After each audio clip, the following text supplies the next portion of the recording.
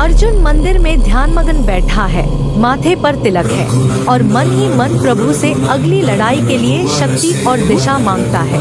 अगला युद्ध तभी मंदिर में हल्की हवा चलती है और हनुमान जी की मूर्ति की आंखों से एक तेज निकलकर अर्जुन के मस्तक पर पड़ता है। अर्जुन की आंखें खुलती हैं और उनमें एक नई ऊर्जा दिखाई देती है।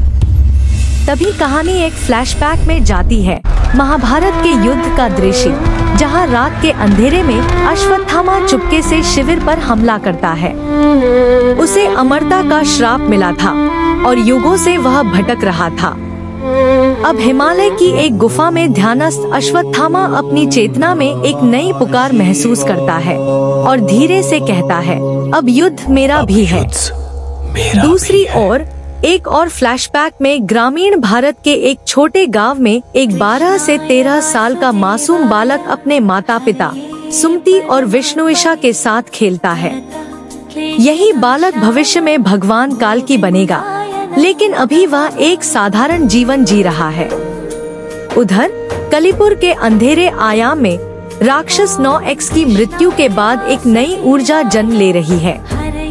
एक और रक्षक तैयार हो रहा है, पहले से ज्यादा क्रूर, मशीनी और तांत्रिक शक्तियों से युक्त। एक यांत्रिक आवाज सुनाई देती है, वो आ रहा है। अगला रक्षक आ गया है। यह तो बस शुरुआत थी। अब अर्जुन, ध्रुव, धवल और अश्वत्थामा एक गुप्त स्थान पर रणनीति बना रहे हैं। ध्रुव कहता है कि इस बार शत्रु शरीर से नहीं, चेतना से हमला करेगा। अश्वत्थामा कहता है, अब मेरी तलवार धर्म के लिए उठेगी। फिर वीरान मैदान में एक भयानक युद्ध होता है।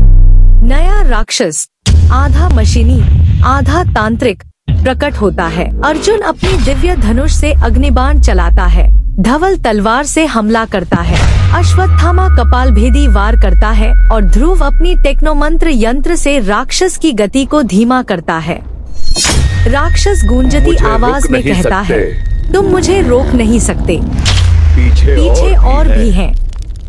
युद्ध के बाद अर्जुन को स्वप्न में हनुमान जी दर्शन देते हैं और कहते हैं, जब अधर्म फिर से सिर उठाता है तो नया धर्म भी जागता है। तैयार रहो अर्जुन, ये बस शुरुआत है। गांव में शांति लौटती है, लेकिन त्रिशक्ति, अब जिसमें अश्वत्थामा भी जोड़ चुका है, एक ऊंचाई से नीचे देखते हैं, जैसे अगली परीक्षा के लिए तैयार हो।